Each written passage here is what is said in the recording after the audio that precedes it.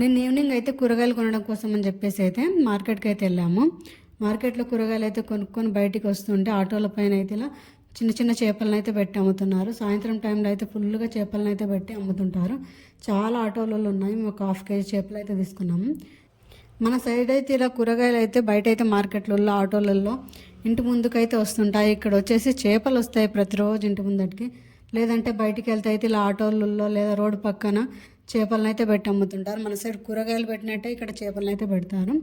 ఇలా అయితే నేను ఒక హాఫ్ కేజీ చేపలు అయితే తీసుకున్నాను. వాటితో అయితే ఈరోజు మధ్యాహ్నం లంచ్లోకి అయితే చేపల కర్రీ అయితే చేస్తాను. చాలా టేస్టీగా ఉంది. చాలా సింపుల్గా అయితే చేశాను. కొంచెం ఆనియన్ ఫ్రై చేసి అందులో అయితే కొంచెం పచ్చి కొబ్బరి వేసా. పచ్చి కొబ్బరి వేసి చేస్తే చాలా టేస్టీగా వస్తుంది. ఇక్కడికి వచ్చిన తర్వాత ఎక్కువ పచ్చి కొబ్బరి వేసి చేయడం అయితే అలవాటు చేసుకున్నాను. కర్రీ అయితే చాలా టేస్టీగా ఉంది. దానిలోకి అయితే ఈరోజు మధ్యాహ్నం జొన్న రొట్టెలు కూడా చేసుకున్నాను. చేపల కూరతో మీకు ఏ కాంబినేషన్ ఇష్టం కామెంట్ చేయండి. మాకు వచ్చేసి జొన్న రొట్టెలు ఉంటే సరిపోతుంది.